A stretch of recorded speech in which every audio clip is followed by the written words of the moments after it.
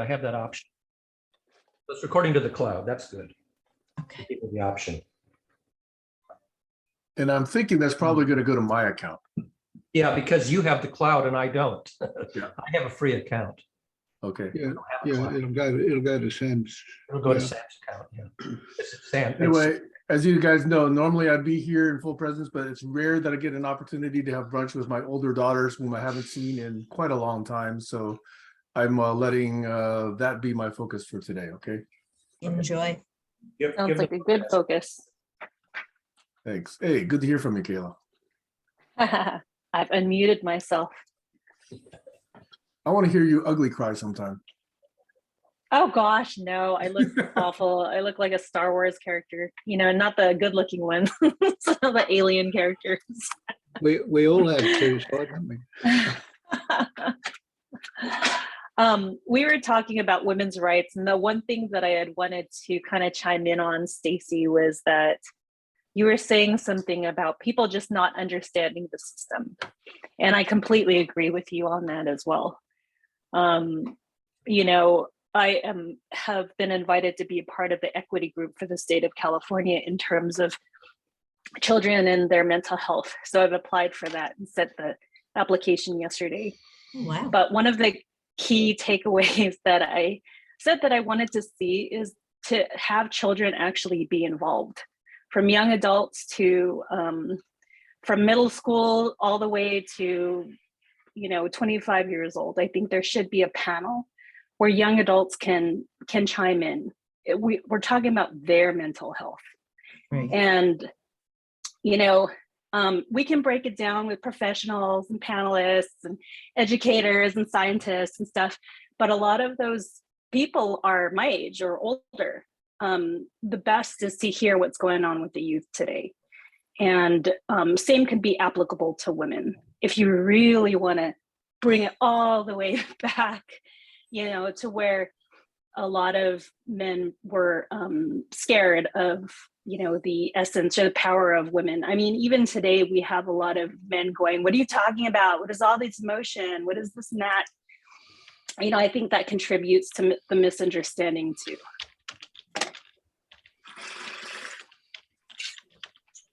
And sorry, I'm washing dishes. If you could hear my water, I'll mute it. A group especially designed for youth that's called the Voices That Matter. Voices that need to be heard. Yeah, I actually told my son about what's going on, not my 11-year-old, my 14-year-old. I said, did you see the news about the ruling of the Supreme Court? And I just broke it down for him. And even at 14 years old, he understood that this was just not a good thing. You know, and I said, be lucky you're a man right now, or a boy. I said, but, you know, always advocate for the rights of women. And he completely got it. He's like, yeah, that's messed up. What I found really disturbing, I was watching Marjorie Taylor Greene, who has got to be the absolute dumbest person in politics. And that's a really, really low bar.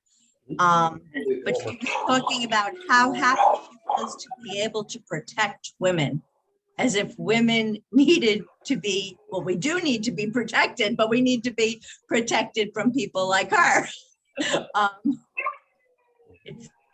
She and Larry Goldberg are quite a pair, aren't they? In terms of level of stupidity. She really is dumb, Yeah. but I guess that's the level of dumbness that was needed to come up through like the QAnon Yeah. kind of pipeline. Sarah Palin wasn't too sharp either. No, but this is even a greater level of dumb. Sarah Palin wasn't sharp on her feet, but she was not the same kind of idiot. This woman's an idiot. And then you have the phenomenon that the voting public, at least in some congressional districts and some states, are voting for these idiots and putting these idiots into high office. And what are you gonna do about that? Well, here's the bottom line. We have to start teaching how to think. All of us, nobody's immune, our whole society, all of us, none of us are immune. We all have default reactions from time to time.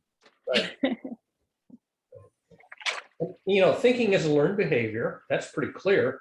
And advanced thinking isn't taught in, the lower grades. Even in high school, advanced methods of reasoning are not introduced because they're college level or graduate level. When you get to, upper class college and graduate level of thinking, you've lost 95% of your population and simply not going to learn those methods of reasoning. They're too advanced and too arcane. I love saying this. I love it. And I probably said it to you guys, and I probably got it from you guys. Education or stupidity is not our fault, but it is our responsibility. One of my pastimes, I got nothing much to do being retired, and I watched some YouTube channels where very, very smart people solve very, very hard problems, including, games like Sudoku, which are challenging problems. And these guys are world class. And I watched them solve these puzzles and explain their thinking as they solve them. And it knocks my socks off because as competent as I am not at their level. And I could not have thought of the methods of thinking that they're exhibiting day after day after day. And sometimes I can follow their reasoning. I go, boy, I never would have figured that out. That was just way too arcane. And yet I can tell it's correct. I can tell that they're using precision thinking. I can appreciate his precision thinking.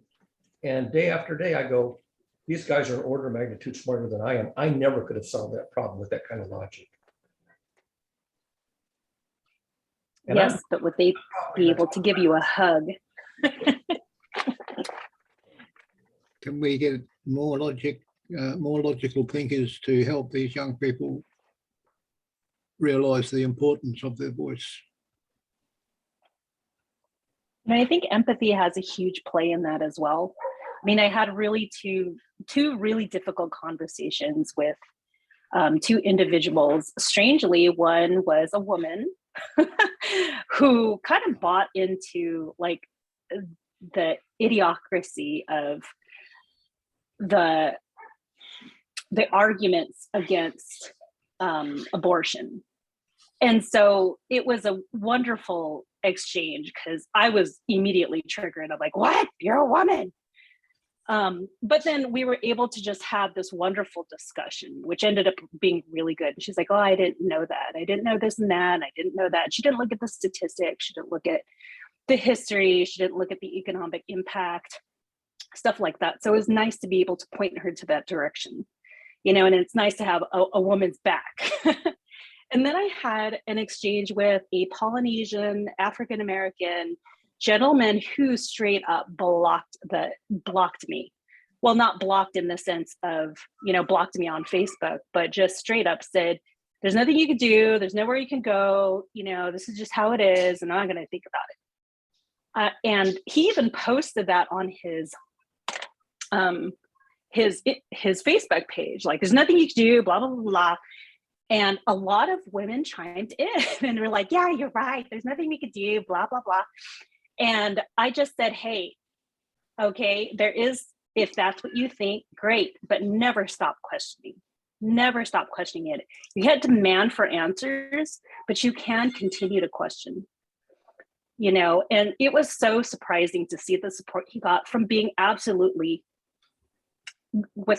he gave not a care in the world. And a lot of people agreed we shouldn't care about this. And that's why I think empathy takes a huge play in it.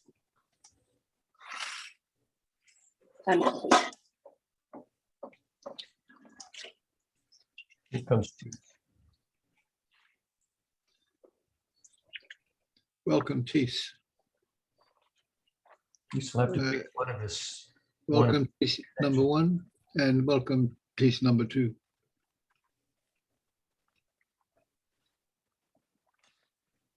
Oh, Teeth. Oh, no, he's still there. Yeah, he just dropped one of them.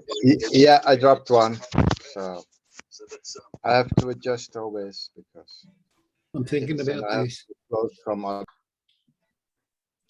these young people who are not interested in voicing their opinion because they realise that that what's going on in the political sphere is all bullshit and paid for by the corporations. So they don't really have any incentive to. They know they can't change that, but I like to point out and get people to help me point out that it is them. They are critical. Every one is a vote. And in politics, they are critical to make their view heard by using the power of that one vote. It makes them part of the scheme, part of the system, and in there with the power of their voice and of their opinion, and that matters. That matters in politics, because when you've got a small sample, you get a bad outcome. You get a big sample, you get a more accurate outcome of what the people want. A country gets the government it deserves. And that's the feature of democracy, is that, you're not going to elect people who are a whole lot smarter than the people who are voting for them. People tend to vote for their own kind.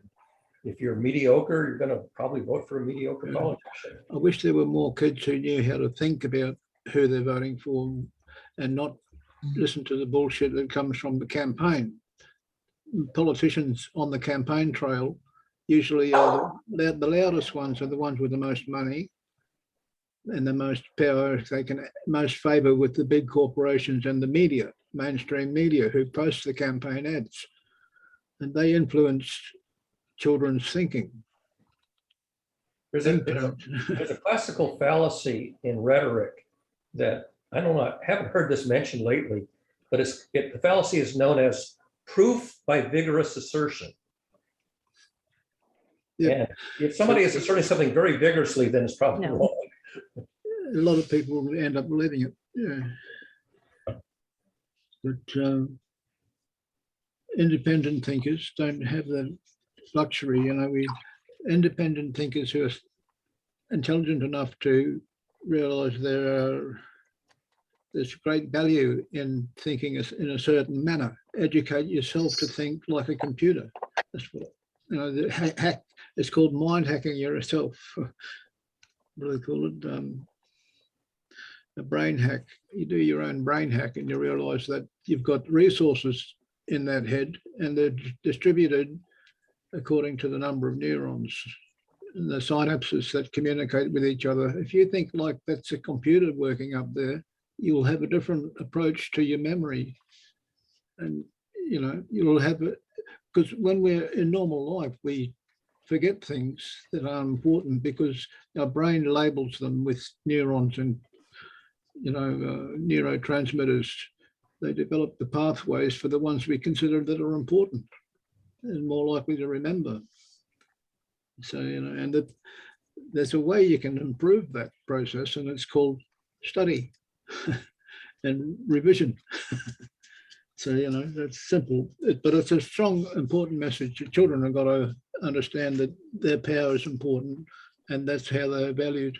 They're more valued if we can educate them to that extent, and reward them reward the ones who are willing to speak up, and special programs for the ones that are timid and unable or incapacitated or just don't have the enthusiasm.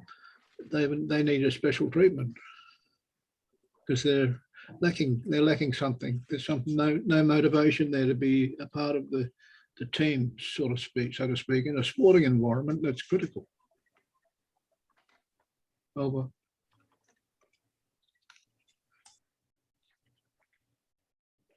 Both of the women turned off their cameras and their microphones. I didn't. That's true. Yeah, you're still on. Yeah. I just wonder if we veered into Chased territory. off. Chased off all the women. I worry about that.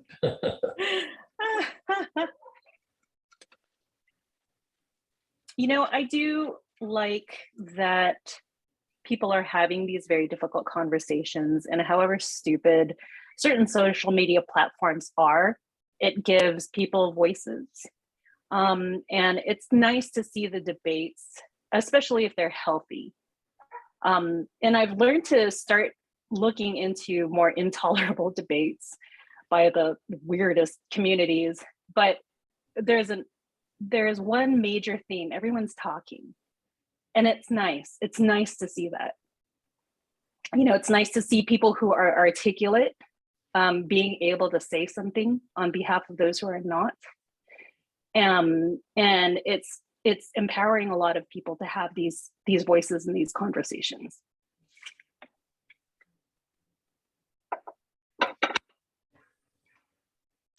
I need to remind myself daily that the things I dream up in my mind need to be activated in the real world with actions, followed up with actions, because otherwise they're just thoughts and they're liable to get forgotten.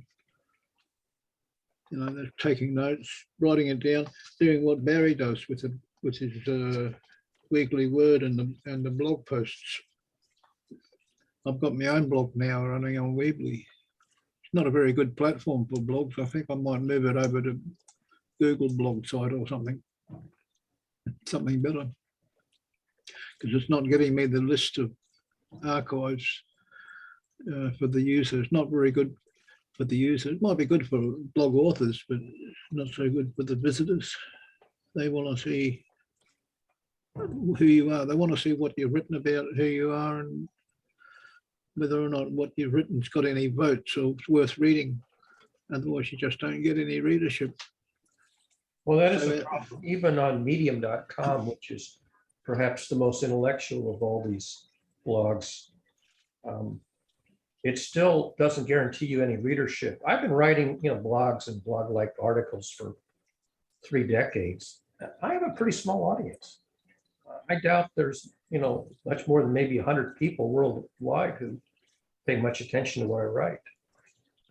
Out of 8 billion people. I put a lot of thought into my writing, and I don't write off the top of my head.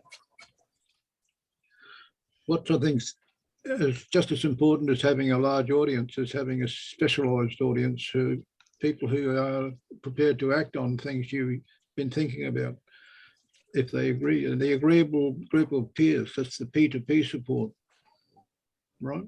Yeah, well, for me, a lot of it is dispelling misconceptions, because everybody has misconceptions. Even I have misconceptions. So the question is, how do you identify and dispel a misconception that people are acting on when they shouldn't be acting on it because they're acting on a misconception? I think there's a lot more damage from people taking action because they're basing their action on incorrect underlying model or incorrect concept. So if you can get them to recognize that their axiomatic foundations and beliefs are untenable, maybe they'll stop doing foolish things. Two things you can do is, one is point them out when you hear them, and 2 is add them to your top 10 list of misconceptions. Yeah, which is something that I try to do, is identify the most problematic misconceptions. But here's the funny thing. There are researchers and academics and scientists who come from schools of thought, and in the fullness of time, we discover errors in the foundations of their thinking. And when these are brought to their attention, there's 2 kinds of outcomes. They go, aha, thank you, that was a good observation, and they change their thinking. And the other one is, get the hell off of my page. You don't know what you're talking about. And I've encountered both. I've encountered academics who don't pay attention to correct diagnoses. And they just simply dismiss the other person. And I don't really, that's a perplexing problem. I don't know how to solve that problem. Yeah, you ask them if they're willing to apply the scientific approach or remain in their ignorance. Well, no, they claim they are doing science. They claim that they're doing the science correctly, and the other guy is simply mistaken. And No, unfortunately. Go ahead, Kayla. I was going to say, unfortunately, I think that's an individual journey. I think people should stop. This is my opinion, of course. I think people should stop taking it so personal when they're wrong, and I always try and tell myself this. But yeah, I think it's just somebody reacting because there's a possibility and a fear that they could be wrong. And instead of, saying, okay, well, let me explore that for the possibility of being right. I think we all just have this thing where, oh my gosh, no, I'm not wrong, you're wrong. Right. You know, and it's just a personal journey. Stalemate. Yeah, you know, I'm usually wrong. It makes it easier to accept the We're fact all wrong. Well, all that- wrong. That's why paradoxes and anomalies are very interesting, because they reveal that we don't have a sound mental picture, sound mental model, because no matter how you slice it, you end up with this irresolvable paradox. And almost all the breakthroughs in science and math and academia evolved out of paradoxes, classical paradoxes. yeah, the navigator is the one who gets through those paradoxes. When you see the paradoxes laid out before you, you can navigate your way through using intuitive thinking. They can be very confusing. Paradoxes can be very confusing. You can sit and go around in circles on a paradox and simply not discover how to resolve it. And even somebody who does figure out how to resolve it may not get their insight across to the rest of the population who's still going around in circles, even though somebody had the insight to fix it, revealed it, and it was ignored. Yeah, well, that happened to me. I had a paradox involved in getting sober because I couldn't fully function with the 12 steps. I had to do the 12 steps, and one of those 12 steps was beyond what I could achieve because I was an atheist, and they wanted me to believe in a God, a power greater than myself. And I got through that, around that paradox with the acceptance of the fact that I could be wrong. All that knowledge I had about evolution and the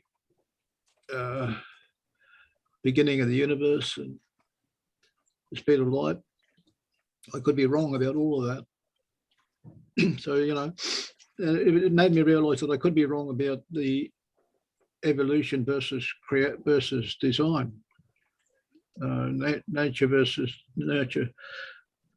It could be a grand design, and I don't know about it yet. I haven't got enough information to find out if it's true.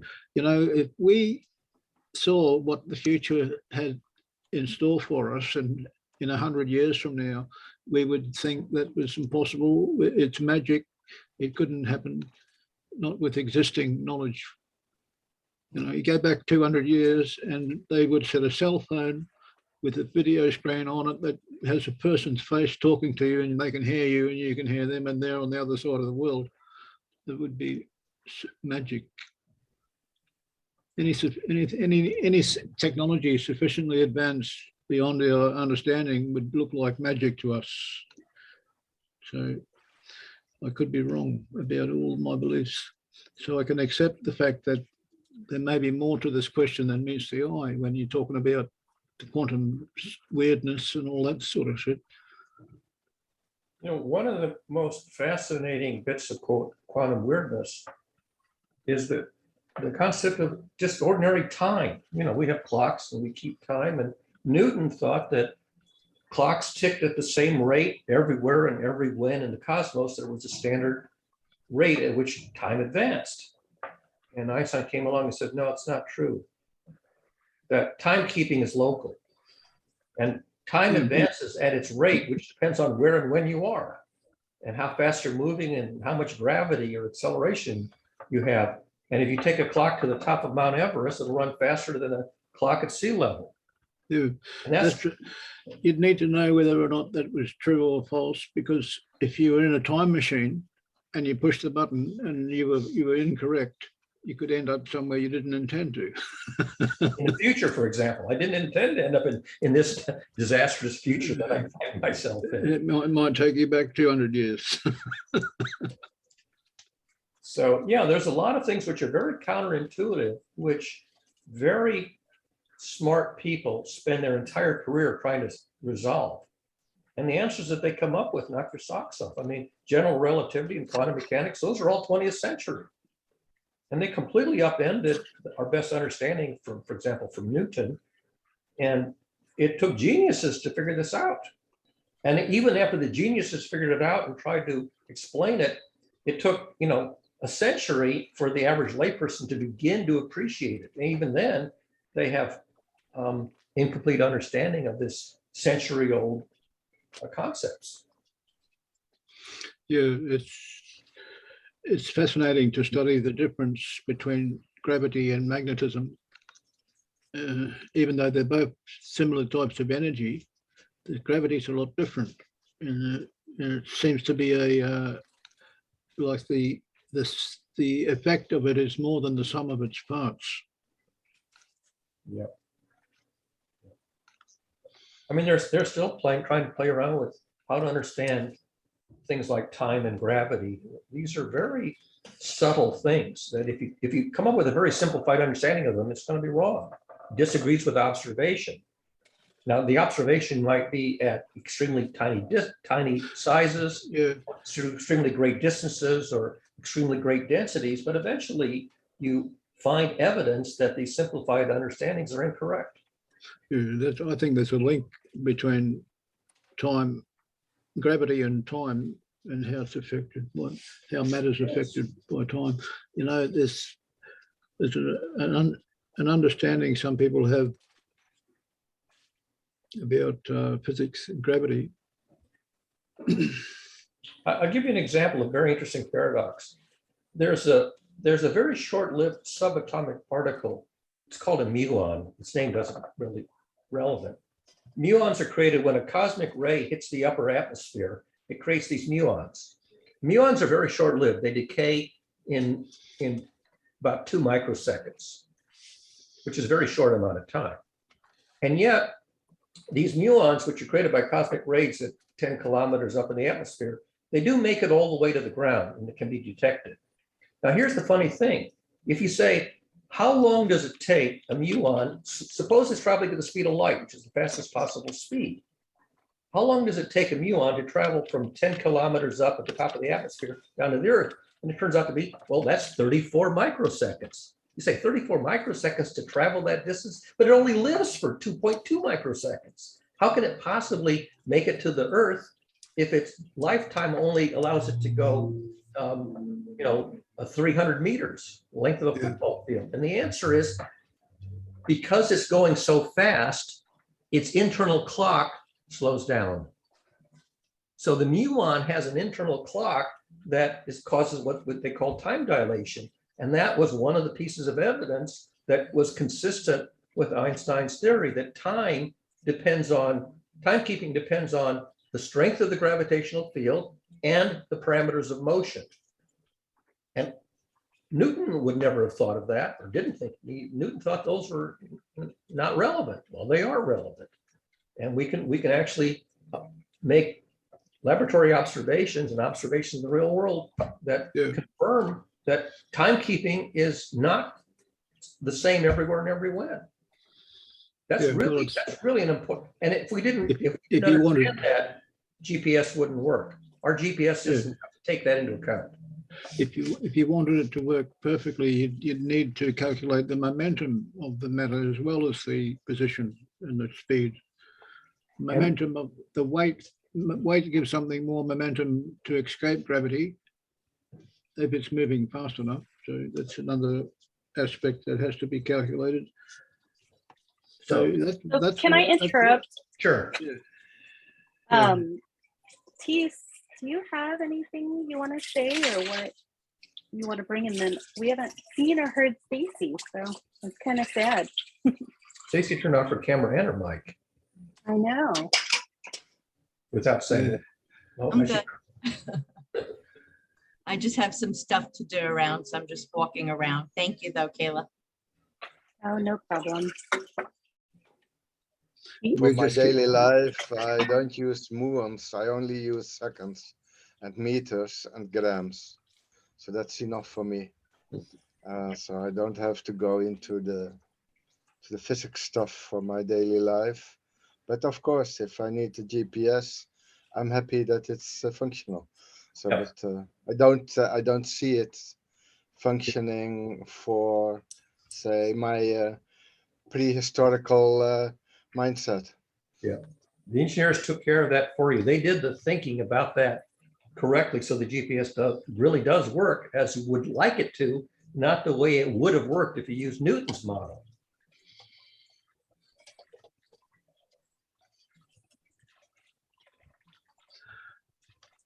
So is this idea of a torus to develop a plasma generator?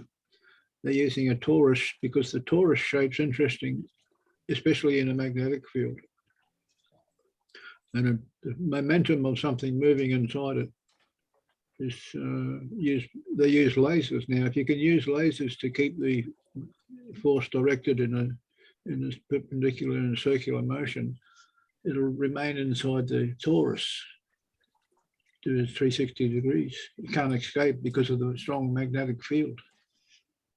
Well, I drive with a train and I don't need to know about the magnetic field more or less and electricity, and they drive on electricity, the trains that I use. So I don't need to know about these torus things at the moment. We You don't had a work in the genius lab. named- So it's so You I'm don't work happy in with the the lab. trains running. there was a genius named James Clerk Maxwell who did all the thinking, you know, in the 30s, I think it was. And a very small fraction of the population understood it. And then they built motors and locomotives and, you know, electronics and all that stuff. But you had a very tiny percentage of the population who bothered to learn that so they could build systems that worked. And the average person simply says, I can drive a car. I don't need to know how it works. Yeah, I We can want light to electrify. a stick of dynamite. I don't need to know anything about explosives. Yeah, unless you don't want to blow your own legs off by mistake because you don't know what you're doing.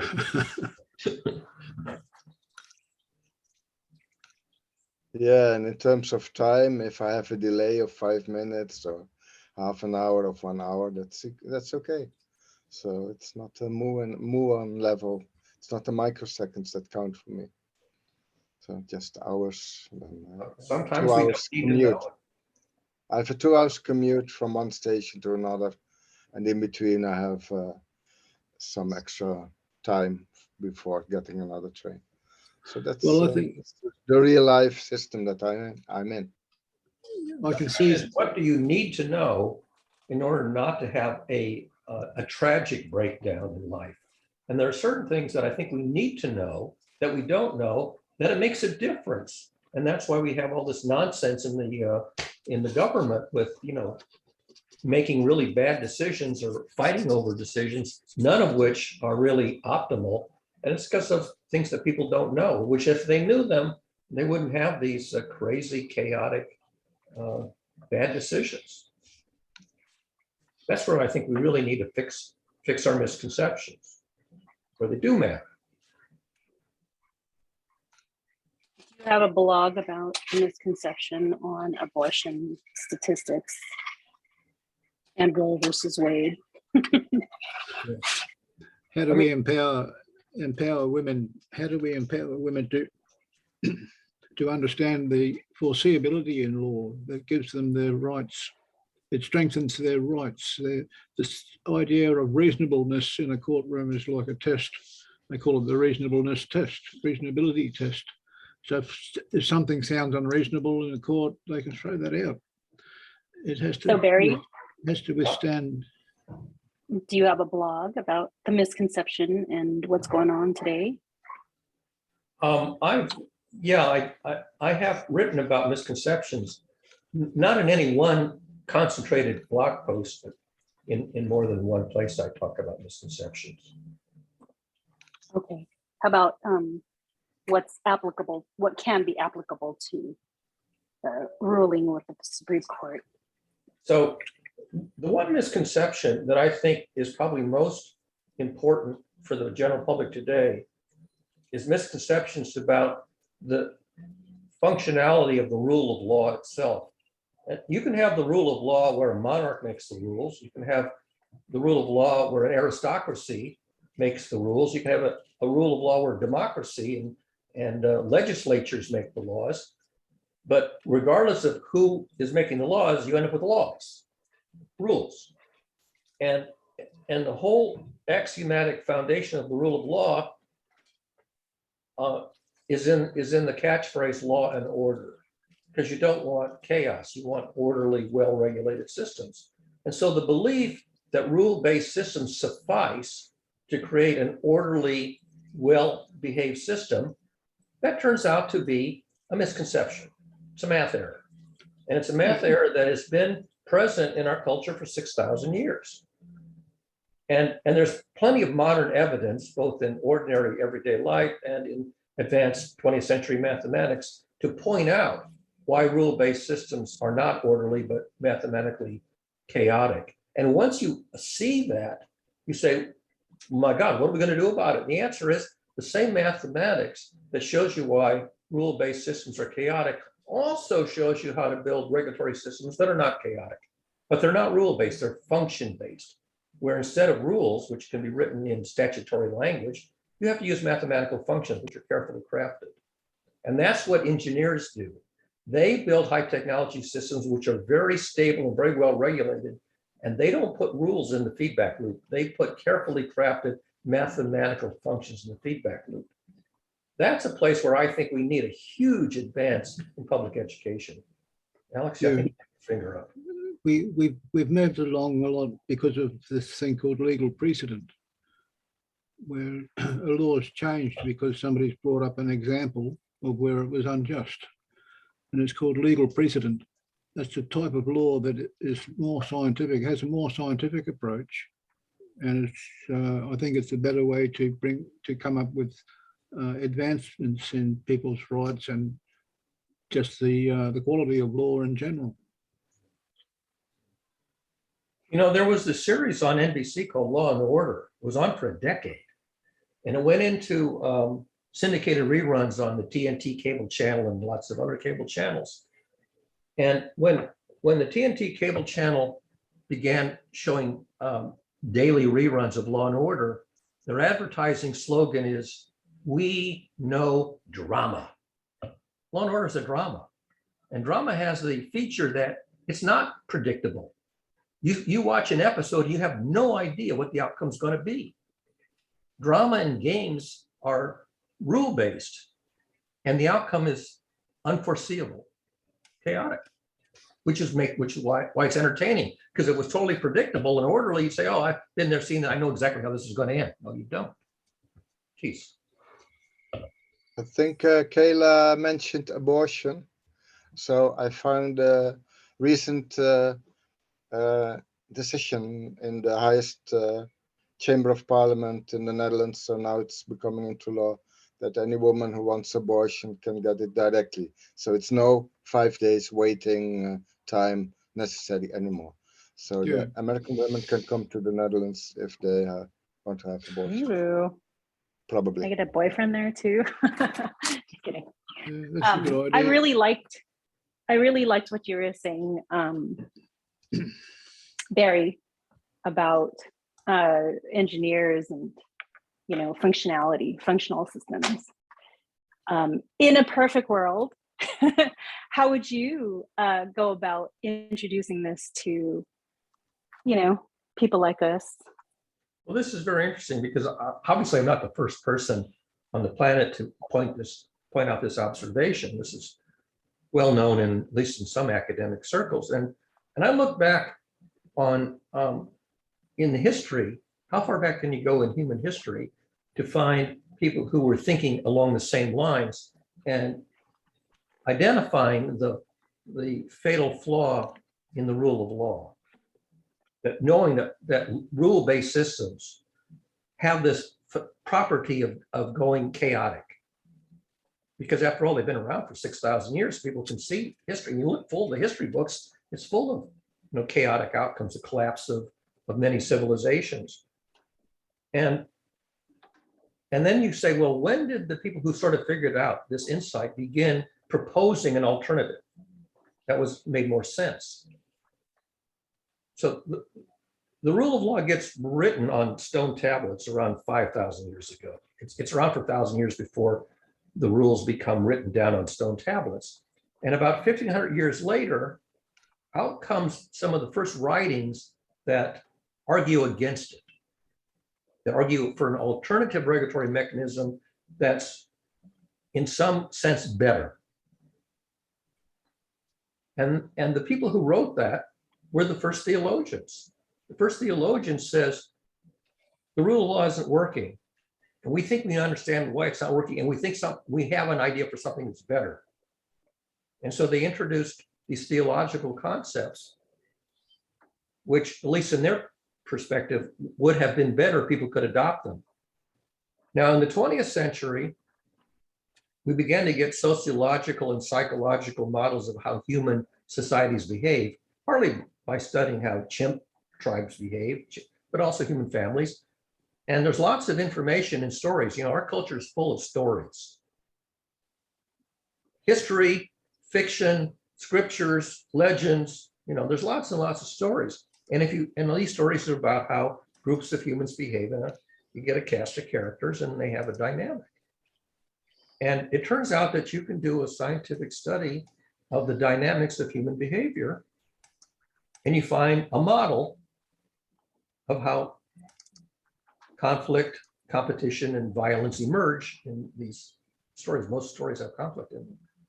And if you take this abstract model of competition, conflict, and violence and say, what would be the behavior of the characters if they wanted to dial down the competition, the conflict, and the violence instead of amping it up so you have, you know, a big drama?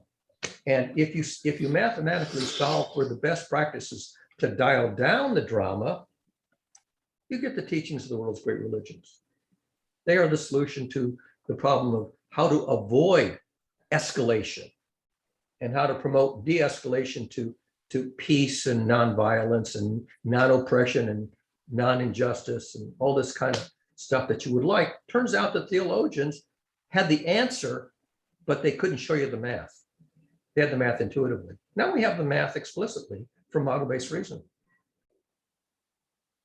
Is there an example in history of a civilization or a culture that would exemplify what you had just talked about? Yeah, social contract communities, but they're very small and very few, and they don't get written up because there's nothing dramatic about them. They're very undramatic. But yeah, yes. but you have cloistered societies, you know, people who sort of retreat to the cloister, and they practice these teachings, whether or not they understand why or not, and they're nonviolent. They tend to be scholarly. They can produce all kinds of scholarly work, which is very arcane and academic, but they don't blow themselves up. But they're not famous because they don't make good entertainment. A peaceable society is not very entertaining. Yeah. So is there, like, can you tell me, you know, like I'm just tossing this around. The Native Americans lived like this, and it was related to the sense of functionality or any type of group that I might be familiar with. I mean, the same concept did appear in Native American culture. There's a word in the Iroquois language which doesn't have a good translation or a good corresponding word in English. The word is orenda. And you can look up this word orenda, O-R-E-N-D-A. It's to translate it into English. The best translation I know of is tribal soul on the right path. Tribal soul on the right path. It's a community dynamics model that gets to what the Christians would call heaven. You know, not to hell. Hell is where, you know, it's painful. So you want to get to the most peaceable, productive, you know, well-being. And this orenda concept, you know, comes out of the Native American culture. And you can look up orenda and you can discover that American political culture is about as far from orenda as you can possibly imagine. It's really tragic. Now, back in the 90s, I tried to create an online learning community on the internet that used this model, this orenda model. It was a social contract model, and where learning was the objective, and conflict and, you know, war games, violence was to be minimized, if not entirely eliminated. And it had a very small population, maybe a few dozen, you know, adolescents. But it was very successful. People learned like crazy, and they didn't fight. They didn't have these war games where they try to, you know, disable the other. So you can find, you know, these small, well, for example, in Iowa, they have these Amana colonies in Iowa. These are small communities that basically had the same idea. They were very productive. You can buy Amana appliances, Amana microwaves. They were people who learned how to do things in a very peaceable, nonviolent way, non-competitive way, and their productivity, brought them industry. They would make blankets and toasters and other things. But how many people have ever been to the Amana colonies or even heard of them? But yeah, they're examples of these little, kibbutzim in Israel. Back in the 50s, they were these kind of nonviolent socialist style. They were democratic. The government was democratic, but they had these concepts. So yeah, they're examples, but they don't make headlines because they're not dramatic. Yeah, we're doing the same thing in our organization in terms of parenting. We promote nonviolent parenting. Absolutely. And educate nonviolent parenting. And it's amazing how afraid these parents are when they go to the seminars and webinars that we offer. They're just like, well, we're just so afraid that we're going to be disrespected or they're going to act like this. And it's true. I mean, the worst fear I had is my kids going, "Fuck you, mom." It's like the worst thing that they ever had. Like, that's my worst fear. But honestly, and I said this too, I said, if that is my worst fear, then I live a pretty blessed life. But it doesn't happen. Like when I talk to my children, yes, it takes a little bit of effort. Yes, it takes a lot of patience, and ask them to explain or tell them I'm sorry or I'm wrong. It's so beautiful just to see their reactions and just to know that they're not going to react in this crazy, dramatic, violent way, and it's funny to see the parents just kind of change and then tell their story of how, their dad yelled at them or their mom used the slipper to beat them. They're afraid that the children will misbehave if they don't continue to use that type of corporal punishment. Yeah. And only a few of the parents are just kind of like, well, yeah, I'd never want to do that because it was so traumatic for us. Yeah. It's just funny because it's kind of in that middleman where, some of the parents they weren't that violent, but they were violent enough, to pass it on. Yep. Whereas you got a population of parents who were like, oh yeah, no, this was too violent. We grew up with abuse and this and that. We never want to do that. And it's really interesting because it's the ones in the middle that are the hardest to convince. Yep. Absolutely. There are nuclear families who use nonviolent methods to maintain, a well-regulated nuclear family. And then you have people who believe in the crime and punishment paradigm. The crime and punishment paradigm is the most popular one, and it's based on a mathematical misconception. Because punishment is by definition intentionally inflicting pain. So that's the mistake. They think, the belief that, for example, I have a computer here and it's not working right, it's misbehaving. Should I beat on it? Should I kick it? I know damn well that if I physically abuse the machine, I don't make it work better. I make it work worse. And I know that I've got to diagnose exactly where the problem is and with surgical precision, correct the error. I have to educate myself to diagnose it. And I would never kick my computer to make it work. So why would you kick a child to make them more functional? That's dysfunctional behavior. And it transmits this notion that beating on something that's dysfunctional is the optimal thing to do. Of course not. It's crazy. It's insane. But we live in an insane culture. Same with belittling and same with taking shit away. That has been the number one thing. Like, what? You don't want me to take this away? I mean, certain things, yeah, certain boundaries. Like you don't want your kid to be online 24/7. But at the same time, it's really interesting too because of some of the teachings that we have as far as belittling is. People are like, oh, I didn't realize that. Same here. I didn't realize I was inadvertently belittling my kids. And yeah, I mean, I'm just kind of going off right now, but I completely agree with you on that. So thank you so much for clarifying. because I was trying to understand what you were saying from the beginning. Hence the fact that Stacy was saying it was hard, and it just like sometimes I have to catch up. Well, that's the point. I mean, I've been dialoguing with Jen Zellinger Marshall for, I don't know how many years now, I forget, probably 5, 10, well, maybe not 10, at least 5 years. And it's a very slow, gentle process. And she's come a long way, but it's, like I say, it's not, all of a sudden. And that's an existence proof of this approach. But at the same time, Stacy's looking on, and she has sort of difficulty indexing into the point where we are in this long journey that's been going on for 5 years. And, Stacy and I could have a very similar journey, but it would, then Jennifer would probably not be able to index into where we were along some, 5-year path. So yeah, it's very customized, and, you have to choose methods of conversation that the person, can decode and process. And that may be distinct for every single correspondent, maybe completely different for Stacy than it would be for Jennifer or anybody else that I've corresponded with over the years. You're muted, Stacy.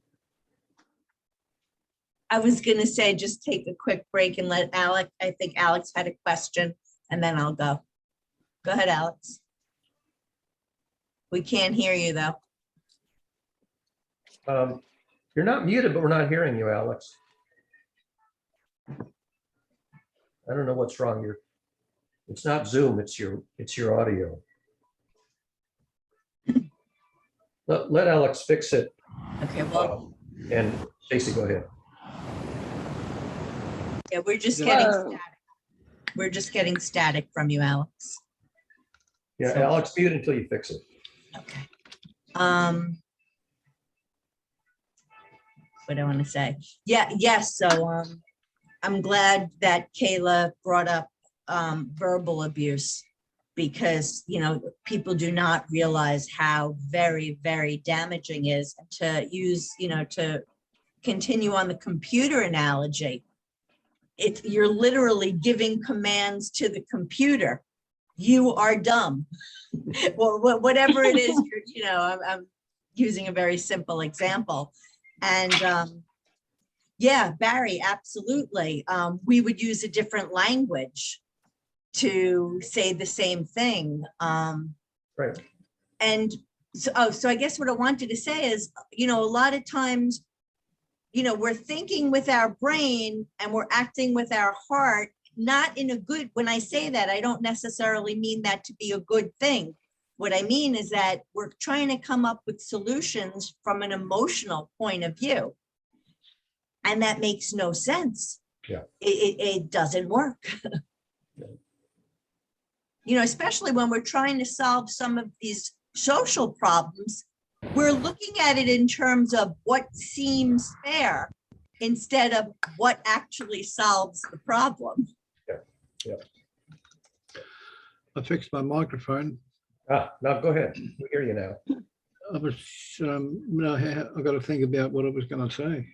Something to do with the way children are affected at in the teenage years. Because when I had to do my homework or something I didn't want to do at that early age, the future was something in the far distant, and I didn't want to think about the future, about the job I had to get and the education and all that. That was in the far distant future. My prosperity, if you like, was something I didn't want to think about. So having to do my homework on that particular night was a nightmare, and my parents had to discipline me. But the ones who knew how to discipline me were the ones who knew how to explain the importance and how it was going to affect me in the future without resorting to violence and without resorting to bribery. Like, you can't have any pocket money this week if you don't do your homework. But I had to learn, and if my parents weren't able to discipline me using some method, then I was going to be a lot worse than I turned out. Over. I mean, I think control plays a big role too, because everybody wants to feel like they have some control over their own lives. and that includes children.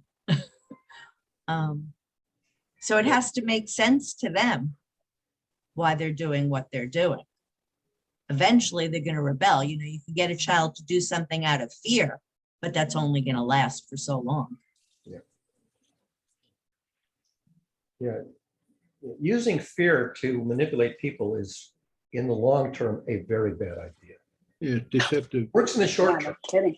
works in the short term, but in the long term, it's disaster. It's a tragedy.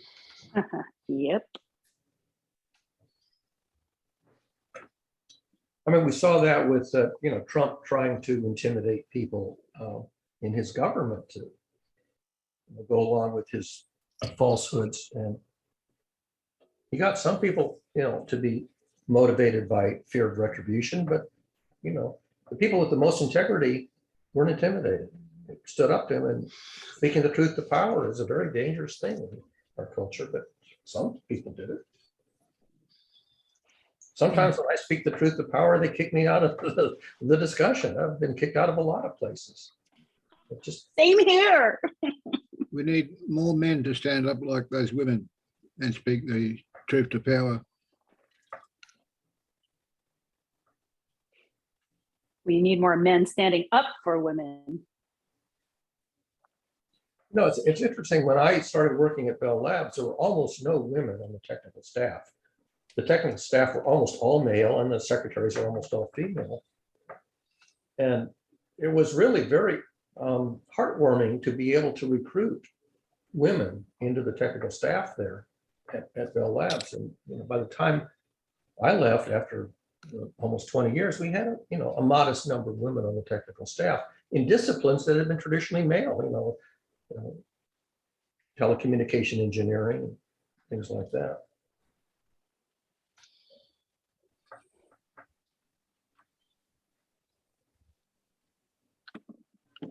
When I was in college studying electrical engineering, I think there was one female in the entire Department of Electrical Engineering. And she was 1 year older than me, so she was not in the class that I was in. Well, your children are going to grow up and leave home. If you don't kick them out before that. But, the thing is, they're not your property after that. Even after they're born, they're not your property. They're your children, and you can nurture them and give them as much love as you like. But when they decide they hate your guts and they're leaving, you got to let them go. You've got to be able to accept that. And the accepting is a big part of getting over the loss and the trauma.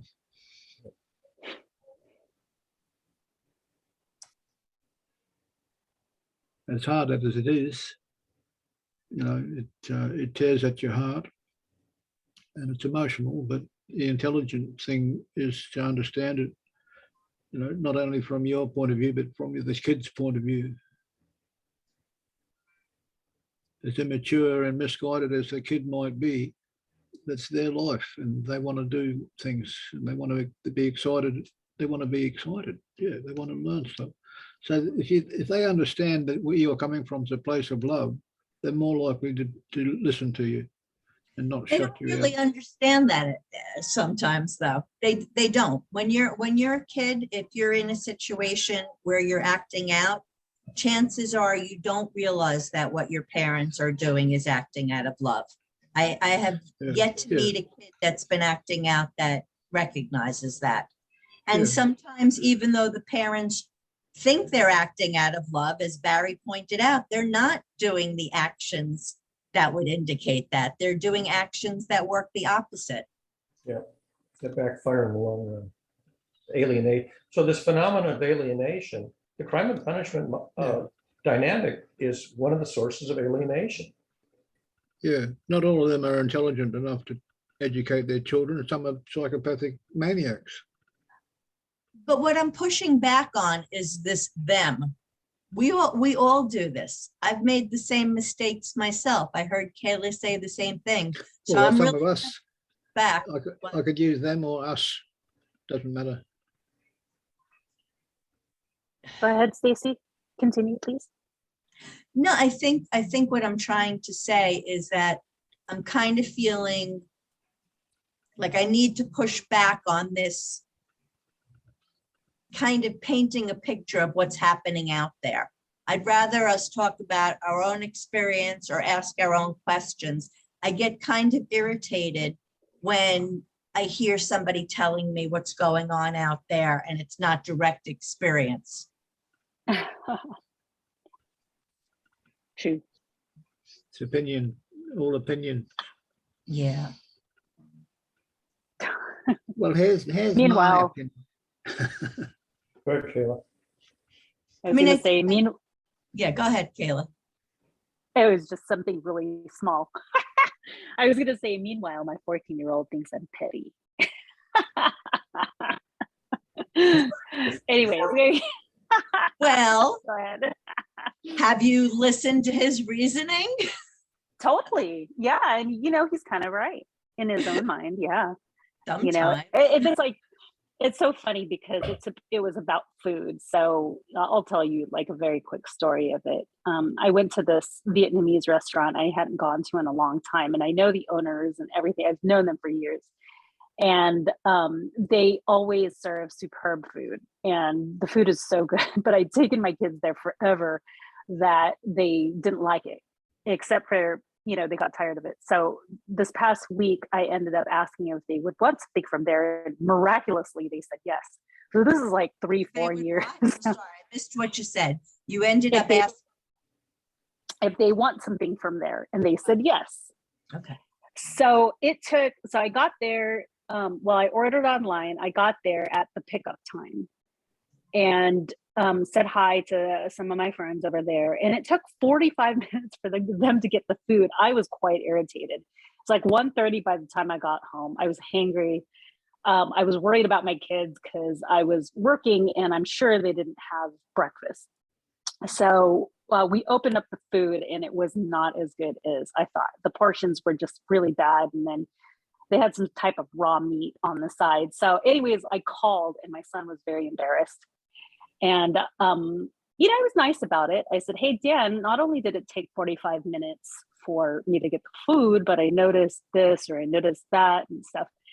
And anyways, the guy felt bad. And I said, you guys are pretty awesome, but is everything okay? Is it short staffed? And it was only just because I wanted to know for the future. So my son took that as me being petty. He's like, it's just food.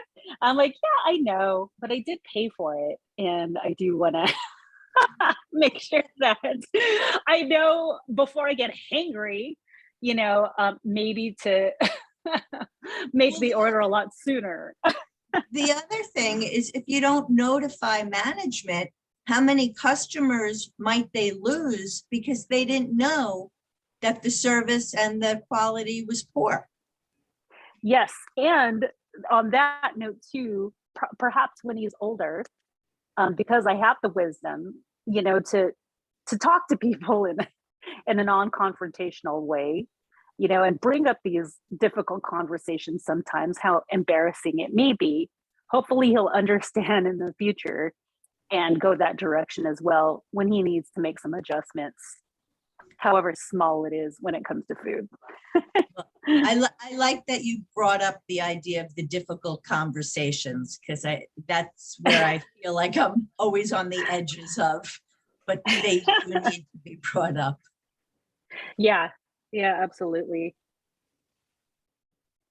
I would like to promote, definitely, if I get accepted into this equity group with the state, I would like to promote kind of individual accountability. And that was the one thing, it's a very simplistic thing that I asked, is that we all learn how to listen. I mean, that's the only way we can collectively come up with a foundation for the framework that they're asking, is to be able to really listen to everybody's ideas and not get triggered. I don't know what these professionals are all about, but it kind of, Barry, when you were talking about functionality, I thought immediately about that. Listening. Yep. And for me, that's been a challenge. I'm not a good listener. I have a listening disability that runs in our family, and I've had to really struggle to practice the listening skills. I have another little anecdote. when I was at Bell Labs, we would get occasionally pieces of new technology, just part of our tool set. And once in a while, they would fail. And if I could diagnose the failure mode of a relatively new product, I would attempt to reach the design engineer at the company that made the product. And not often, but now and then I could reach the design engineer and I say, I have an early version of your product and I encountered a failure mode and I understand the failure mode. I'd like to share it with you so that you can improve the product. And we would have like a 20-minute conversation. And the design engineer would be so grateful to get useful feedback that says, here's exactly the failure mode I encountered. Here's what happened. And it's obvious, would be obvious how to improve it. And oftentimes they would send me, the engineer would, just reach into those, the manufacturing line and pull out a new one and send it to me just out of gratitude for that kind of feedback. And that's the kind of thing about, can you give feedback, which is not just critical, but constructive? And that's not always easy. You may not know, like Kayla says, I don't know what's wrong, where you short staffed. If you can identify the precise failure mode and bring it to their attention so they know exactly what to do to fix it, that's extremely constructive and powerful feedback. Ain't easy, may not have the insight or the knowledge to be able to provide. Well, we've gotten so used to questions being pointed that the minute we're questioned, we feel like we have to defend ourselves. Right. If we could normalize asking questions and listening for the feedback, that would be, I think, the first step at least. Yep.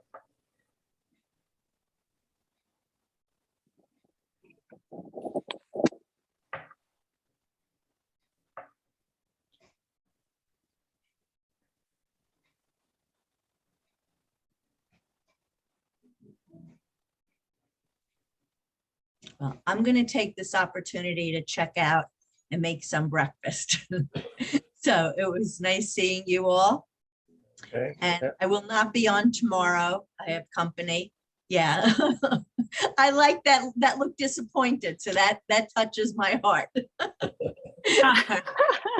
Bye-bye. Bye, Stacy. So, Kayla, if you're interested in the blog post about misconceptions, maybe over the coming few days, I can identify some of the better ones and shoot you the links to them. Yes, please. And I apologize that I'm not taking the liberty myself to look at it, to look through your blog. I mean, I know that's like probably not, probably seems like an entitled thing to do, right? Like, can you send me this link, please? Well, it's probably not an efficient way to do it because I don't think I have one entitled misconceptions, but it's a recurring theme. And there is one place when Stacy started that project, like a year or so ago, to do something creative. I think I did write a few things about misconceptions in one particular place that would be very hard to find if I didn't direct you to it. But I'll try to keep in mind that whenever I come across, because this happens on Facebook a lot, topics come around. When topics come around on a particular subject, if one comes up on misconceptions, I'll just CC you on them. Just as I've been CCing Sam on this analytic theology stuff as it comes around from time to time. Alex, if you're talking, we're not hearing you.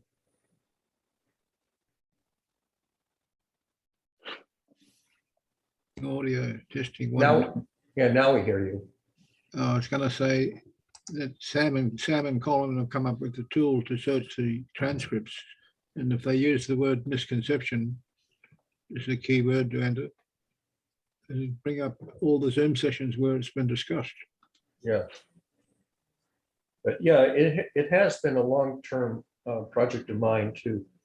I mean, this is what diagnostic reasoning is basically about, finding flaws that can and need to be addressed. And in culture, misconceptions are an example of a flaw. It's a cultural flaw.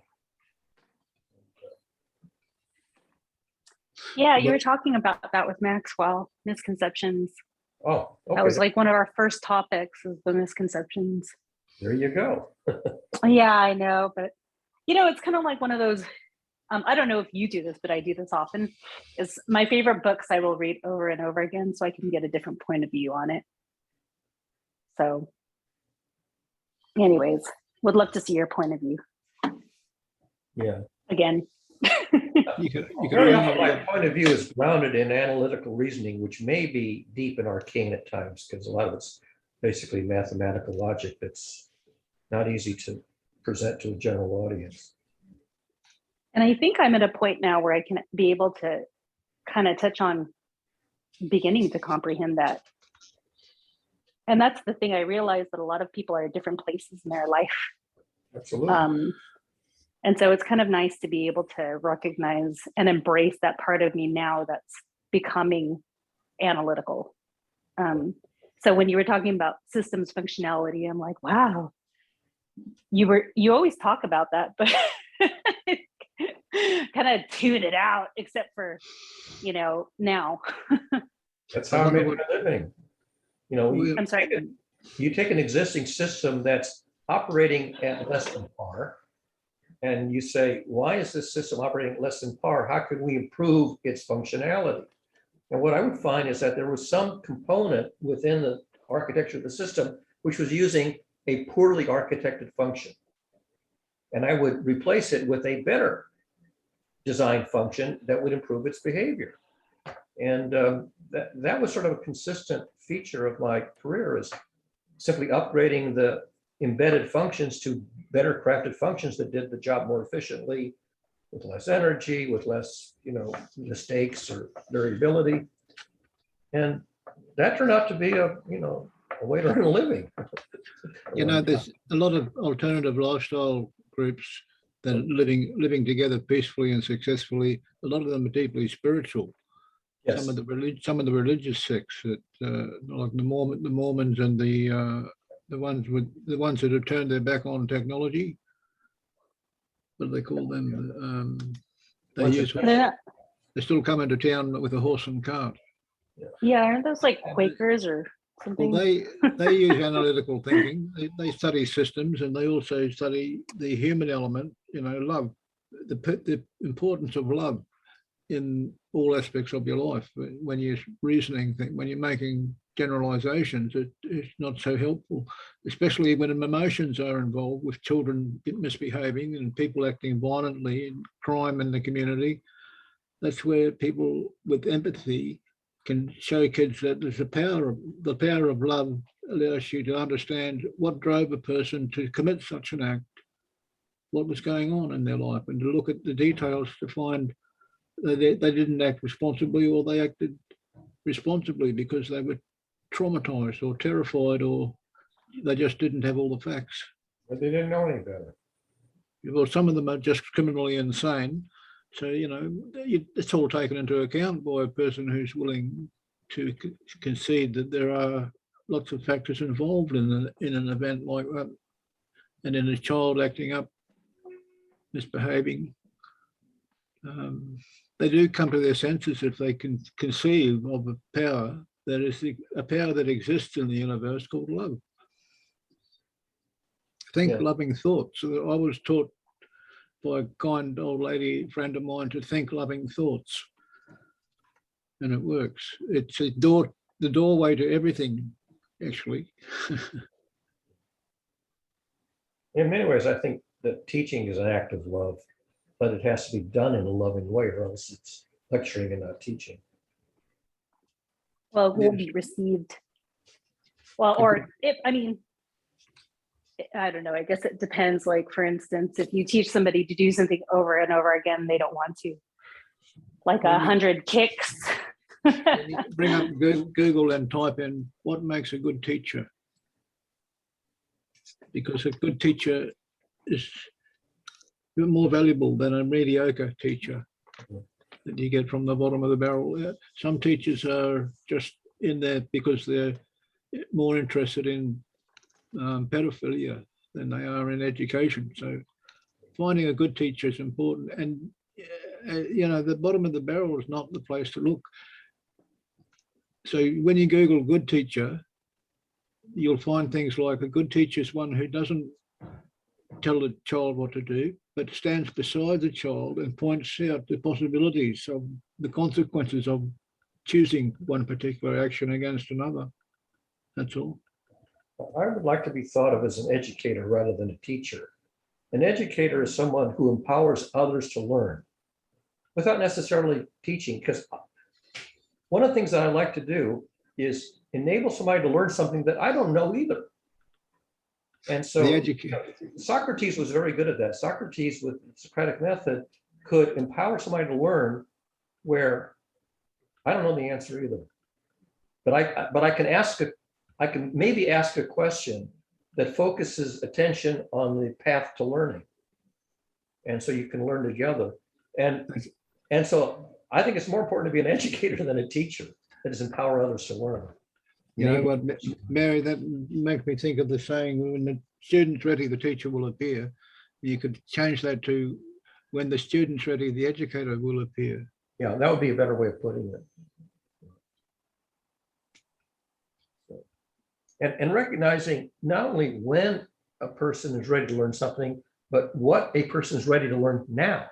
So if I can encounter somebody, engage with somebody, and eke out their current frontier, then I can maybe do the right thing to empower them to learn at their current frontier, rather than waiting for them to be ready to learn something that I would prefer to have taught, because it's premature.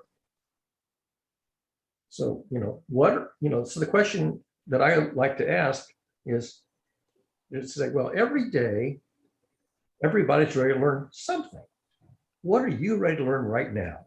Let's learn that. I had to laugh when somebody asked the question. They said, why do birds chirp? And I thought, well, there's a logical answer for that, but it's a silly question. It's like saying, why do fish swim?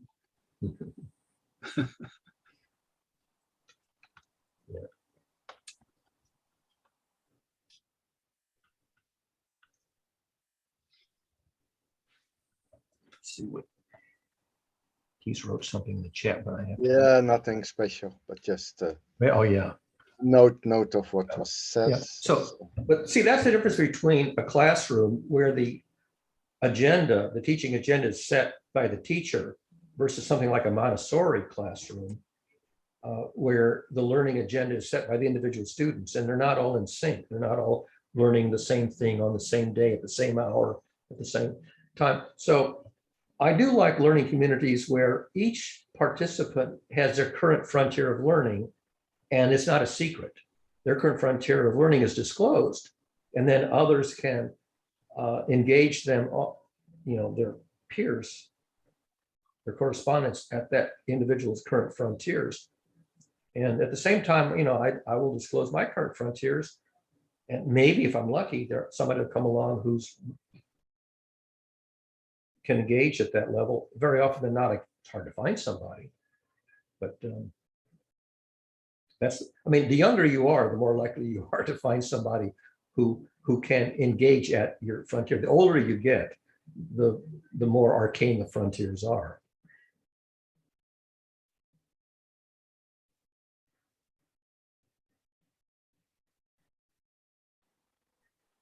Well, I'm going to take this opportunity myself to check out.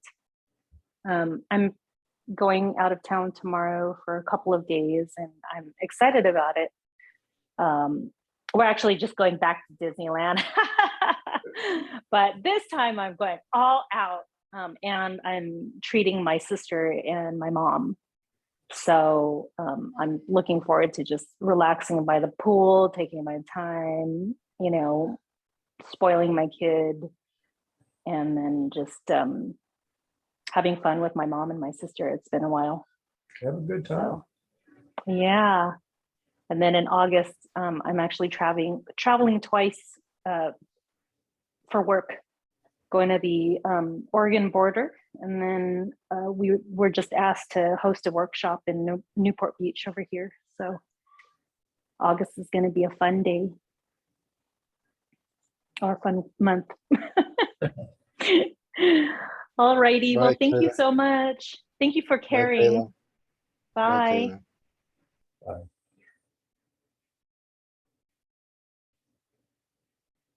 Anything else on the agenda, gentlemen? Alex puts this. For me, yes, more or less. I'm Go ahead. spending more, I've allocated more time to my work on the climate crisis because of the intensity of the temperatures recorded in Japan this week. Over. Keith? I will be retired in September. So this is the last weeks, more or less. And the holidays start, summer holidays on 15th of July. And this Wednesday, I will have a evening dinner with colleagues, sort of not the end of the days for working, but just a sort of goodbye meeting. So for leaving, so that they know. So sort of a little bit official, but just a nice, friendly dinner at Wednesday, and then still exams going for the pupils, students. So that's normal work. We'll continue, and then say the July 14th, the diplomas will be given, and on 15th Friday, we have a school gathering more or less for the where I'm working. So much more colleagues will be there. So then but then it's not, but it's always the end of the, before the last day before the, just the day before the summer holidays begin, we come together somewhere. Have you all thought about colleagues. doing some kind of volunteer work after retirement? I started already because I work 2 days a week. So Good. I've influencing scientific, I've influenced more or less the science agenda in the Netherlands a little bit, not so indirectly. So I put in Good. some information somewhere, and then 6 months. That was in 2019. So, I've been effective already somewhere. So continue there. So, but I will not disclose much because Well, it's that's fine. still. I need still some time to thinking in advance before I reveal. That's always how I work. Because what I did in 2019 had effects until just June the 8th this year. So I'm just detecting effects of what I did in 2019 very specifically. So I'm going to build on that. So starting in September. So, but so knowing what has happened and linking it myself, because when I took action in the handwritten letter in 2019, I explicitly asked not to give feedback directly to me, because I just like to see in the news or anywhere else what's happening, what is done with the information. Then I can see, okay, this has been done. Doesn't have to be because of my action, but then I can say, okay, this would be because I'm an academic and I used 15 years as a student before becoming an engineer. So I already took many time extra, and more than 20 years, I work 2 days a week. So I've much extra time. So that's why, and then I see what I did in 2019 did influence a little bit on science policies. So Good. I have to, well, and so I need to be more careful, more or less. So what I did in 2012, which was a poem, influenced the Dutch foreign policy for a very tiny bit. But again, this was not directly linked to what I mean. I cannot. How you call it in your research? You want to have the cause and effect. And I'm not interested in knowing the cause and effect. I just know I can be causating, but the effects can be manifold, and I don't want to steer on effects more or less. So I let people, okay, I put in information. If it's valuable, other people can make something effective if necessary. So in 2014, I found out some effect of a poem that I was published in 2012, which eventually that year led me to start to pick up mathematics. So I've studied some extra mathematics, which I will pick up again after retirement directly. But now I have a Socrates book. I can show you. I can show you what I'm reading because I know you have the Socrates. I have a copy made of your Socrates questions, the 6 pages. Oh, This yeah, is Socrates on right. sneakers. It's made from a Dutch woman. So I'm reading that one. This is also about questioning. So I can read about questioning, putting questions. That's quite You an art. have the list, you have the 6 pages list. It doesn't function like that. This is more storytelling. Some book will help me more to integrate it in my own thinking than just having a list like you made with these 6 pages with all the questions. And yeah, you can have a list, but if you're going to interview, you have to understand the person. So the list with question is not alive, but while such a book will contain lively things that has happened and how questions were used in a real in a real system. So that's what's happening here in the Netherlands. Good. So nothing more to add. What's the difference between theology and philosophy? You want to have a difference between theology and philosophy? I don't know. I just know my brains are full of thoughts, more or less, and it's biochemical too. So you can't There's a lot even of similarities. imagine that you have control of your own mind. So many things come in, and so I have Think to of this. catch things that are able to be communicated. So it's still theological. I don't know, because quantum mechanics, it's research. So I look at the how people similarities. That question asks about the differences, but there's also on the other side of the coin, there's similarities. Right. And if you look at the similarities before you look at the differences, it helps. I think it helps cushion the impact. A lot of the difference is in the premises that you adopt axiomatically on faith versus the conclusions that you arrive at through rigorous analytical reasoning. Because in philosophy, they try to do rigorous analytical reasoning and go a little bit lighter on the axiomatic assumptions. In theology, there are certain items you take on faith as the beginning. And that's the sort of the differences. What are the axiomatic starting points? After that, the reasoning isn't all dramatically different, just different premises.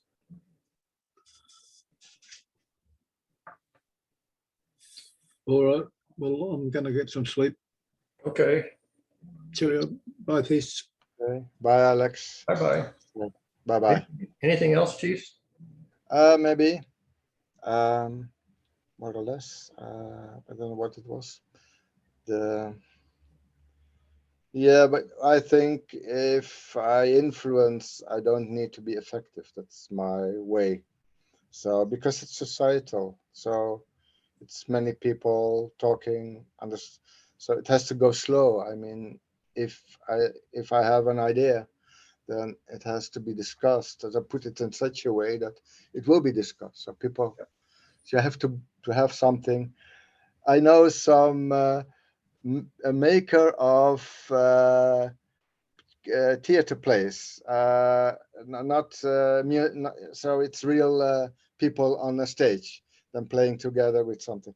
In Munich, a Dutch guy was asked in Munich to do something, and the intention for this in German they call it Intendant. This is the function. So if the play is starting the people to discuss with each other, then it's perfect. So and that's so more or less what I need to. What's the challenge for me is always, can I do something that will help people to talk with each other? Yep. And then I don't have to put in the solutions. Right. I can just play with words. Yeah.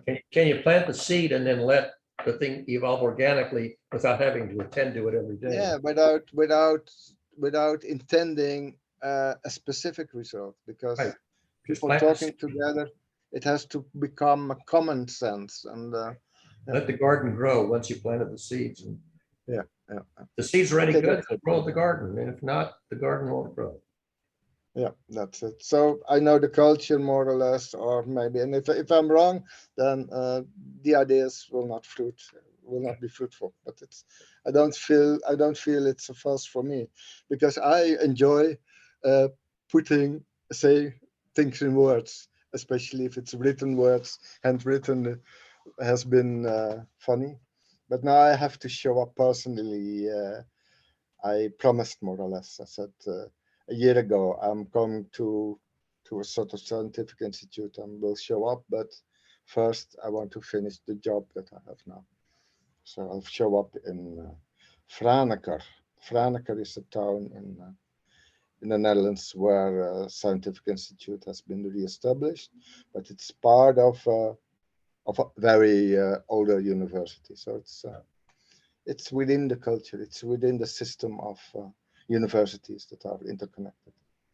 So that's why, that's how later now I find out what I did in 2019 was very fast in the top. It was 6 weeks later. So I think, okay, I put it in the right spot. So it came into a discussion, I think, with, sometimes it seems that it goes at governmental level, maybe.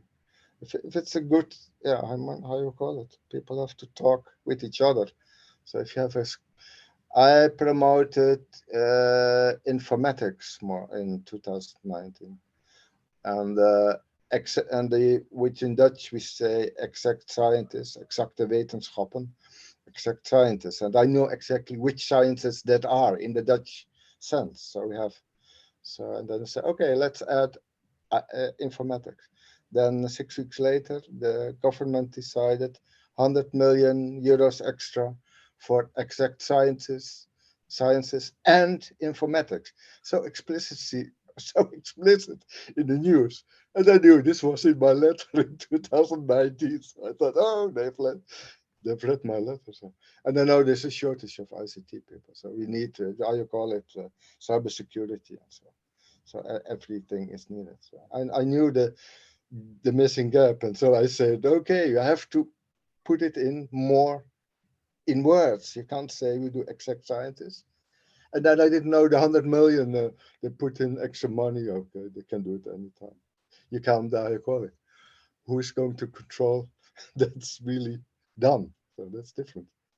But and then you get some prize money for scientists, but the prize money is for scientists to make larger groups. So there was prize money 2021, so 1 year ago, that's just the latest year, and then went into informatics. So 2 or 3 groups have been strengthened. So I imagine that from the 100 million extra euros on that topic. So that's my work, you see. That's a hobby. There you Free go. time, fun. But it's different than your work, maybe. You stopped going to the museum and so on. Yeah, my stint at the museum ended about 5 years ago because they changed the policies and the volunteers had to do standard interpretations, and I was doing the puzzle activity, which was my own thing, and that was no longer allowed when they changed the policy. So they didn't need me to do what a teenager could do. It's bureaucratic, more or less. You're caught into a bureaucracy. The bureaucracy threw you away. They changed they took away my flexibility to be as productive as I could be in my volunteer role. And that was the end of the puzzle activity because it wasn't a standard interpretation. So we had to end it. At which point, what's the point? So yeah, I was What sad. is your main activity if you go outdoors? I mean, in terms of volunteering. Well, I still go one morning a week to the community center where there's a little fix-it shop and people bring in their household items that are not working and we fix them. They're usually pretty mundane, a lamp, a clock, a toaster, relatively mundane items, occasionally an unusual item, but yeah, just little simple household items that are potentially fixable with a little bit of know-how. Okay, yeah. Okay, I knew more or less, but so it's every week. Yeah. half a day a week. Thank you, because I like to know what people do after retirement. So anything, just getting ideas from that. That and the social networks that continue to participate in the social network with a relatively small number of people, don't have that many routine correspondence. But, the group here on Zoom and a few other people in text. I have the Friday meals, so that's very nice there. So we had a even more festive garden thing. So there were for 50 people now. I normally say it's 10 to 20, but there will be a summer closure. So that's, but then I can go to Franeker already. So that's it. Thank That's you it. very much for giving the opportunity. Glad to Bye. see you. Bye-bye. Stop the recording and stop the session.